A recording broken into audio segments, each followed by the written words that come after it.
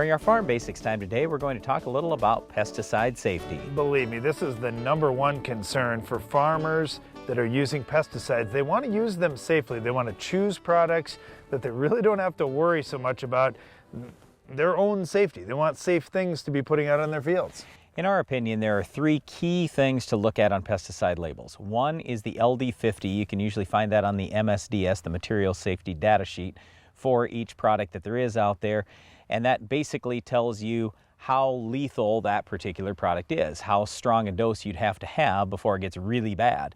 Also, you want to take a look at what is the personal protective equipment requirement. So what do you have to wear in order to use and apply this product? And finally, what's the re-entry interval? In other words, how quickly after you spray the product can you go back in the field? So those are the 3 big things we're looking at on the safety side most of the time as farmers. Let me start by talking about personal protective equipment. And when you think about that, it sounds like, oh man, you've got to be in an astronaut suit hidden behind some safety shield to be putting stuff on. That's not what I mean. A lot of times what you'll read on the labels is they'll say, make sure you're using rubber gloves. And on some products, maybe if there's some issue with eye safety, they'll suggest wearing goggles. Or maybe you want to wear a long sleeve shirt if skin exposure could be a problem. It's just important to look at the products and see what's going on. If they're skin sensitizers, certainly you want to protect your skin as you're doing it, but for me, no matter what I'm using, I'm going to be wearing rubber gloves and I'm going to use goggles just to be on the safe side. All right, when we talk about the re-entry interval, basically that's how long, how many hours or days you have to wait before the product is now safe, maybe dried on. It's not going to be toxic to you when you go back out to the field. And when we talk about toxicity, I mentioned LD50. That stands for lethal dose 50%. So in other words, as a human being, I have to be concerned about how much could I potentially ingest. Now, the good news is with most products that we're using on the farm, the LD50 is way higher than it is for a lot of products that we may consume as adults. So, for example, caffeine. The LD50 is 200 milligrams per kilogram of body weight, whereas atrazine is 3,000 milligrams per kilogram of body weight. In other words, it would take 15 times more atrazine to kill you than caffeine. And we look at products like glyphosate, for example. Everybody wants to villainize glyphosate, like glyphosate has changed our world and now everybody's got cancer because of glyphosate. Get real. That's one of the safest products that's ever been invented. It works on an enzyme found only in plants. It's not even found in human beings. And then the other side of it is the LD50 is 28 times higher than caffeine. So it would take 28 times more glyphosate to kill you than caffeine. Yet which one are we thinking about banning, caffeine or glyphosate? And let me take this one step further. If you look at gasoline, it would only take a tiny little bit, just a few ounces of gasoline, if you drank that, to kill you.